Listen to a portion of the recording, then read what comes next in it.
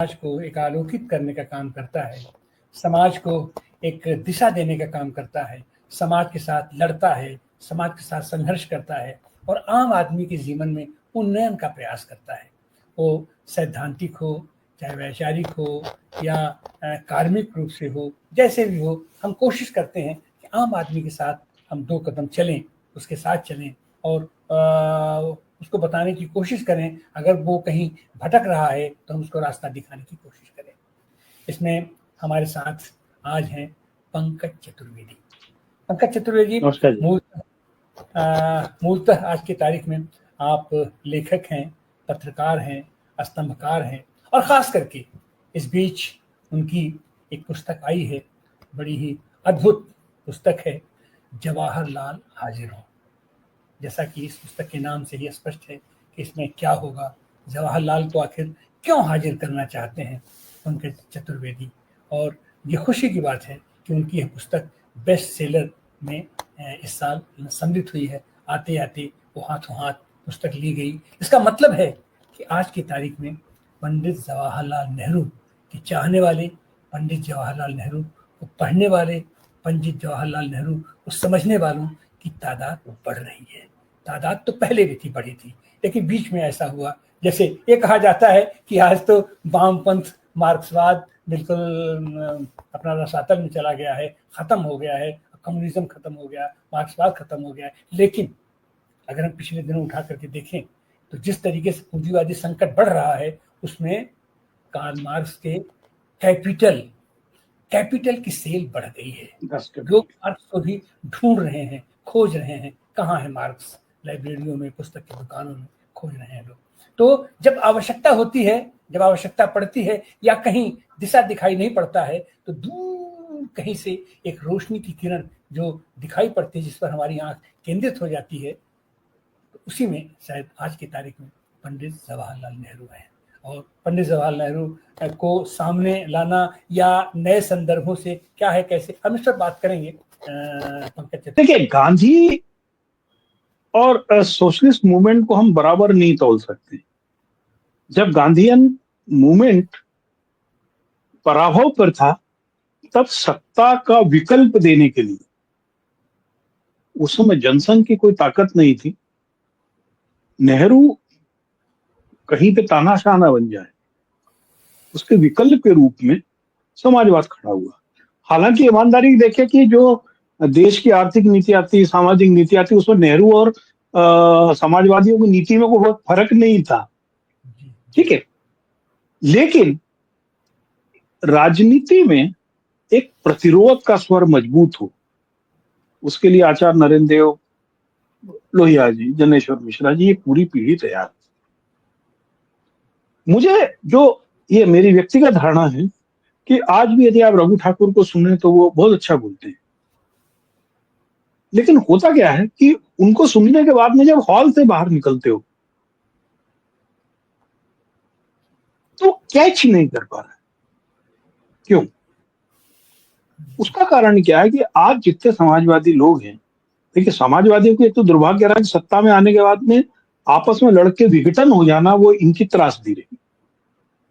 हालांकि यदि एक बुद्धिजीविक परिवेश की बात करें तो ये होता है कि जहां पर ज्यादा बुद्धि का इस्तेमाल होकर लोग विमर्श करेंगे, वहां पर टकराव भी होंगे और विकेंद्रीकरण भी,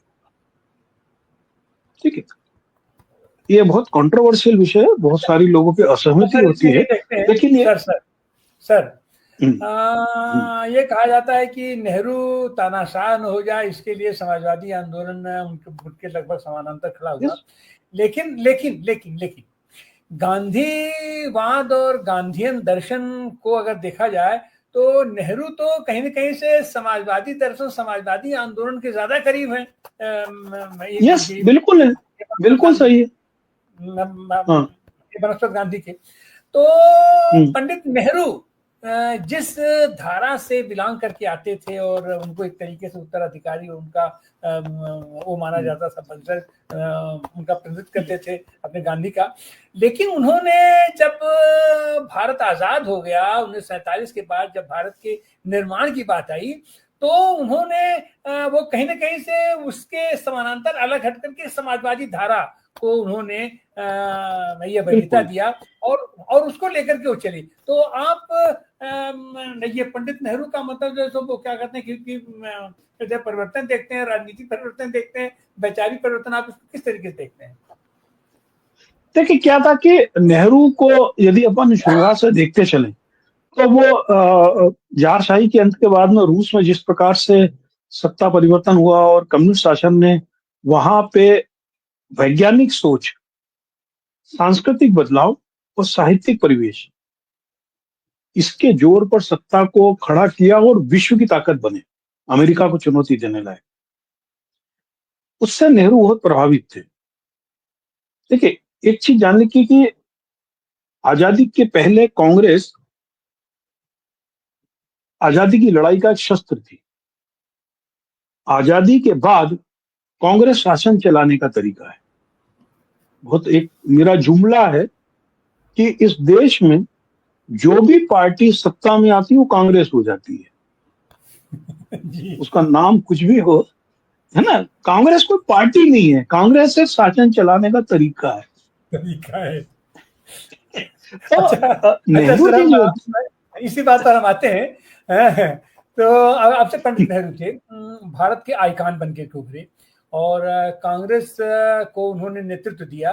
अब आप कांग्रेस को तो, लेकिन वो कांग्रेस या यूं कहें कि पंडित नेहरू तो सोवियत संघ से प्रभावित हुए, उनकी नीतियों से, उनके दर्शन से, उनकी परिपथी सब कुछ। लेकिन सोवियत यूनियन का जो लोग अपने आप को उनका उत्तराधिकारी मानते थे, उस आंदोलन पर चलने वाले थे, वो लोग कहीं ना कहीं से हाशिए पर होते चले गए और पंडित नेहरू एक छत्र होकर के वो भारत के आसमान पर इनका उभार हुआ। तो आप इसको कैसे देखते हैं? देखिए क्या होता है कि जैसे कि आज की धारा में आपको बताऊं, आज कांग्रेस का आदमी कोशिश करता है कि वो राम जन्मभूमि के दर्शन करे आए, हनुमान चालीसा का पाठ करा दे, लेकिन जो जनता है वो जो ओरिजिनल डॉक्यूमेंट है राम जन्मभूमि और हनुमान मंदिर वाला, बीजेपी उसको वोट देगी, डुप्लीकेट को क्यों देगी? तो यही उस समय हुआ कि जो रशियन आइडियोलॉजी पे देश को विकसित कर रहा था। आप देखिए ना उस समय भिलाई स्टील प्लांट के लिए, पाखड़ा नंगल के लिए या इतने प्रोजेक्ट के लिए वो रशिया से इंजीनियर्स लेके आ रहे, यूएस से भी लेके आए, जर्मनी से भी लाए, लेकिन पूरा टेक्नोलॉजी कहां से ले रहे थे हम? रूस से ले रहे थे। अब आप देखिए कि एक आपको छोटा सा, इसको लोग, इस देश के लोग सोचते नहीं है, सन 52 में पहली बार एक सरकार बनती है। 1957 में Nehru ji national book trust की स्थापना कर देते हैं ताकि लोगों को किफायती दाम पे गुणवत्तापूर्ण किताबें उनकी भाषा में उनके दरवाजे पे मिले। ये कहां से आया था उनका सोच? रशिया से। जी 61 तक वो साहित्य अकादमी और एनसीईआरटी की स्थापना करवा चुके थे। जी। जिस देश के सामने इतनी चुनौतियां थी, जो देश लगातार भुखमरी और युद्ध से जूझ रहा था, उस देश का यदि मुखिया साहित्य और संस्कृति के लिए सोच रहा है तो ये बदलाव कहां से? उस समय आप देखिए ना, इंग्लैंड में जो मैनचेस्टर के बाद में जो इंडस्ट्रियल क्रांति आई, तो वहां पर तो सांस्कृतिक और साहित्यिक मूल्य समाप्त हो गए थे। सांस्कृतिक और साहित्यिक मूल्य समाज को जोड़ के रख सकते हैं और नई अवधारणा पैदा कर सकते हैं। रूस की थ्योरी थी। तो ये जो ब्रॉडर थ्योरी थी, तो हुआ क्या कि देखिए आज की तारीख में भी मैं आपको बताऊं कि कम्युनिस्ट विचारधारा को मानने वाले आपको लाखों लोग मिल जाएंगे, लेकिन वो वोट नहीं देते कम्युनिस्ट पार्टी को। क्यों? दो अलग अलग मसले हैं, दो अलग अलग मसले हैं। क्योंकि क्या हुआ कि जब जब कम्युनिस्ट भी सत्ता में आए तो वो कांग्रेस हो गए। जी। कोई अलग से नीति नहीं है ना आपके पास में, आरक्षण को लेकर, सामाजिक बदलाव को लेकर, शिक्षा को लेकर। आपने ऐसी कौन सी नीति है जिसको मैं कह दूं कि कांग्रेस से अलग ही लेके आ पाए? और कांग्रेस ने भी क्या किया? कांग्रेस का दुर्भाग्य यह रहा कि आजादी के बाद में, खासकर नेहरू की डेथ के बाद, जब इंदिरा गांधी का उद्भव हुआ, उसका उन्होंने क्या किया कि देश की जो बौद्धिकता थी, इंटेलेक्चुअलिटियां थी, किताबें थी, हिस्ट्री थी, उन सबको उन्होंने कम्युनिस्टों को गिरवे धर दिया, और कम्युनिस्ट फिर सत्ता के ऐसे आदी हो गए कि उनको लगता था कि जब तक वो सफेद वाली एम्बेसडर पे नहीं बैठेंगे तब तक वो मानेंगे नहीं। वो सोच के चलते थे, उसको मैं सरकारी सांड कहता हूँ सफेद एम्बेसडर को, तो कहते थे प्राण इसी में जाए इन्हें, तो उसके लिए वो सब कुछ करते थे। तो हुआ क्या कि आधी छोड़ पूरी को जावे, आधी मिले ना पूरी पावे, ना वो कम्युनिस्ट रहे कांग्रेसी रहे। और कांग्रेसियों के साथ भी ये रहा कि जब सत्ता गई तो उन्हें मालूम पड़ा, अरे हमारे पास में तो जितने लोग थे वो धोती के नीचे खाकी वाले थे। अच्छा अच्छा सर, एक बात ये बताइए, अब जैसे कांग्रेस में पंडित नेहरू तानाशाह हो जाए, इसके लिए समाजवादी लोग अपना यस, आंदोलन अलग से किए, लेकिन कांग्रेस का विकल्प अगर उठा करके देखें तो कांग्रेस का विकल्प ये लोग नहीं बन पाए, बल्कि स्विच ओवर हुआ तो वो बिल्कुल सांप्रदायिक शक्तियां आ गई। तो ये सांप्रदायिक शक्तियों के ये आने की पूरी प्रक्रिया को आप कैसे देखते हैं? लोग कैसे आ गए कांग्रेस से? देखिए मेरे वो स्कूल समय का दौर है, मुझको ध्यान है जब इमरजेंसी लगी थी और जेपी आंदोलन चला था, सत्ता बदली थी, इंदिरा गांधी गिरा, तो हमारी थोड़ी सी राजनीतिक सोच उस समय विकसित हो रही थी। बहुत सारे लोगों को बुरा लगता है, लेकिन ये बात सही है कि आपको मानना पड़ेगा कि जैसे कि महाभारत में भी लिखा है कि आप शक्ति तभी धारण करो जब उसको नियंत्रित करने की आप पे शक्ति, आप में क्षमता हो। बाबू जयप्रकाश नारायण ने शक्ति को धारण किया, बदलाव लिया है, लेकिन उसको सस्टेन नहीं कर पाया। और इस बीच में क्या हुआ, देखिए आरएसएस वाले दूर थे, उन्होंने भारतीय जनता पार्टी बनाई, उसमें गांधी को शामिल कर लिया और उसके अंदर धर्मनिरपेक्षता के मूल्य और समाजवाद को शामिल कर लिया उनके बेसिक डॉक्यूमेंट में। जो आज हल्ला कर रहे हैं कि उसको कॉन्स्टिट्यूशन के प्रियम्बल से हटा दो, वो अपने वो संविधान से तो हटा नहीं पा रहे, उसके संविधान में लिखा हुआ है। तो ये लोग क्या है कि इनको सत्ता पानी थी, ये जेपी के कंधे पे चढ़े। ये आप देखिए, पैरेलल देखिए, आजादी की लड़ाई लगभग कांग्रेस के नेतृत्व में 40-42 साल चलती रही। क्विट इंडिया मूवमेंट के बाद में जब कांग्रेस को यह लगा कि अब एक तो सांप्रदायिक राजनीति का जो ध्रुवीकरण है उसको रोक नहीं पा रहे, क्योंकि 45 के चुनाव में उन सभी जगहों पर मुस्लिम लीग जीत गई जहां पर पहले कांग्रेस जीती थी। उस समय कांग्रेस को लगा कि अब यदि हम भारत को आजाद नहीं करा पाए तो लोग अधीर हो जाएंगे, निराश हो जाएंगे, आने वाले कई साल नहीं होगा, और इसीलिए उन्होंने विभाजन को स्वीकार किया और देश आजाद। सन 77 में क्या हुआ, जयप्रकाश नारायण को लगा कि डू और डाई, यदि अब हमने सत्ता को नहीं बदला तो इंदिरा गांधी इस पोजीशन में होगी कि लोकतंत्र को खत्म कर देगी। ठीक है, उन्होंने, मुझे ऐसा नहीं लगता कि जयप्रकाश बाबूसरी का आदमी जो आजादी की लड़ाई से निकला हो और गरम दल का आदमी हो, वो संघ की धूर्तताओं को ना जानता हो, लेकिन उनके पास भी कोई विकल्प नहीं था। जैसे कि सन 45 में हमारे पास उस समय विकल्प नहीं था।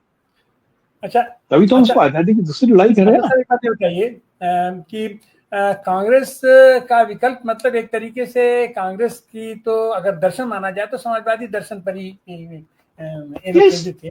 बिल्कुल बिल्कुल। इसको स्विच ओवर करने के लिए भाजपा ने या आरएसएस ने जो हथकंडे अख्तियार किए कि इन्हीं लोगों को अपने हाथ तोड़ करके भर लिया और बिल्कुल अपने उन्होंने बनाया।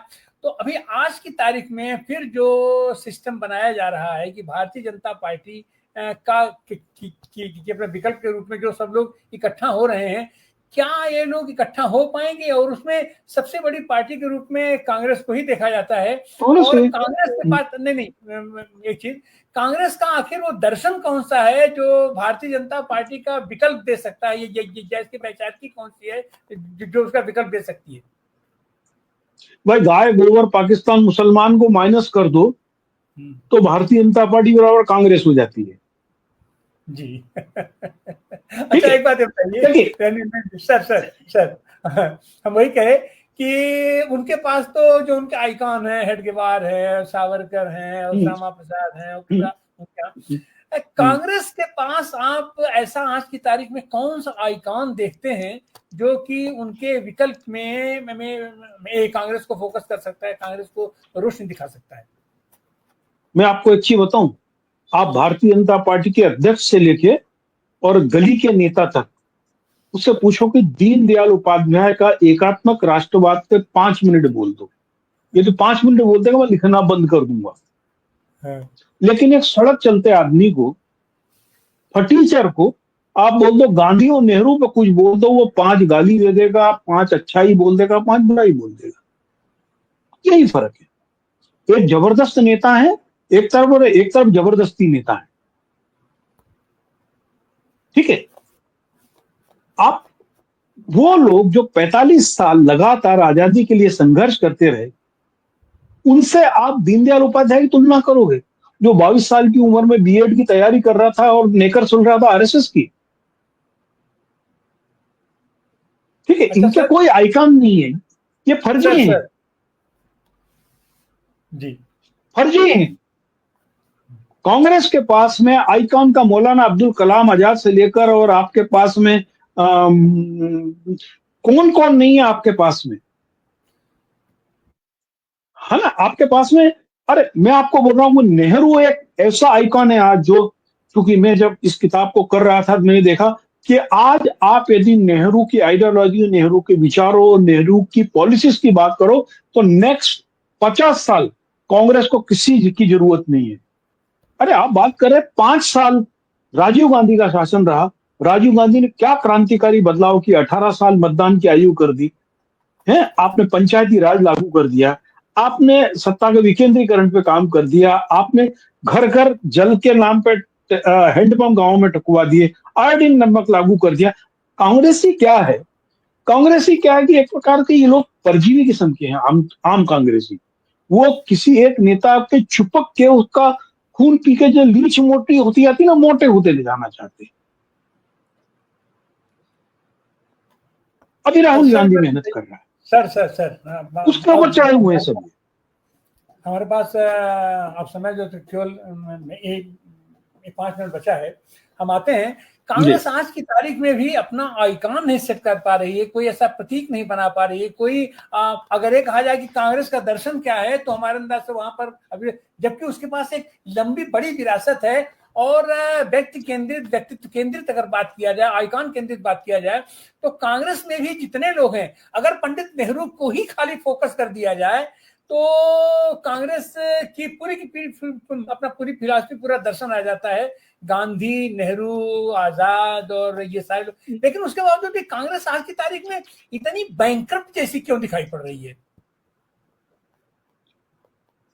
एक्चुअली क्या हो रहा है, जैसे मैंने आपको बोला कि कांग्रेस पार्टी से ज्यादा एक शासन चलाने का तरीका है। तो लंबे समय पे सत्ता में ना रहने के कारण आप देखिए ना कि कांग्रेस ही क्या हुआ, भारतीय जनता पार्टी पुष्ट किससे हुई है? कांग्रेसी और सोशलिस्टों से। आज 240 में से मैंने गिने थे अभी 141 एमपी 15 साल पहले या तो कांग्रेस में थे या सोशलिस्ट पार्टी के किसी स्वरूप में थे। ये तो अपने सामने आंकड़ा है ना। तो प्रायोजित छद्म विचारधारा का मुकाबला, यदि आप सशक्त विचार देखिए, गांधी का जो दर्शन था, गांधी की खासियत थी कि गांधी ने ग्राम स्वराज को लेकर खुद ही बोल दिया कि ये असफल है। फिर उन्होंने एक बाल पोथी लिखी थी, आपको बताएं, कक्षा यानी 6 तक का बच्चा स्कूल ना जाए और 6 में पहली किताब इसको पढ़ाई जाए। काशीनाथ त्रिवेदी ने उसका हिंदी में अनुवाद किया। बाद में उन्होंने खुद ने उसको डिनाई किया 1933 में, बोले नहीं नहीं ये उचित नहीं। गांधी क्या था, प्रयोग करते थे और करते थे। गांधी और हम हेडवेगर या गोलवलकर के विचारों को समानता में नहीं ला सकते। गांधी प्रयोग करते थे, गांधी प्रयोग करने के बाद में उसकी सफलता असफलता पे डिसाइड करते थे। कांग्रेस के पास में इतनी बड़ी ये सब जो प्रक्रिया है, कांग्रेसी ने क्या पढ़ना बंद किया। मैंने क्या बताया आपको, 50 साल इन लोगों ने अपनी जो बौद्धिकता थी कम्युनिस्टों को गिरवे रख दी। तो कम्युनिस्टों ने क्या किया कि अपने तरीके का इतिहास को रचना शुरू किया और वो सोच गए कि इस पर तो हमारा एकाधिकार है। और कांग्रेस ने सोचा कि यार ये सब काम तो कम्युनिस्ट कर रहे हैं, अब हम लोग बाकी काम करते रहें, नोट कमाने का, विदेश जाने का। ठीक है। ऐश करने का। तो उस चक्कर में क्या हुआ कि इनकी बुद्धिजीवी जो परंपरा थी कांग्रेस की, वो खत्म हो गई। अभी अभी अभी थोड़ी देर पहले एक व्हाट्सएप ग्रुप पे लोग बहस कर रहे थे कि नेशनल हेराल्ड को बर्बाद कर दिया।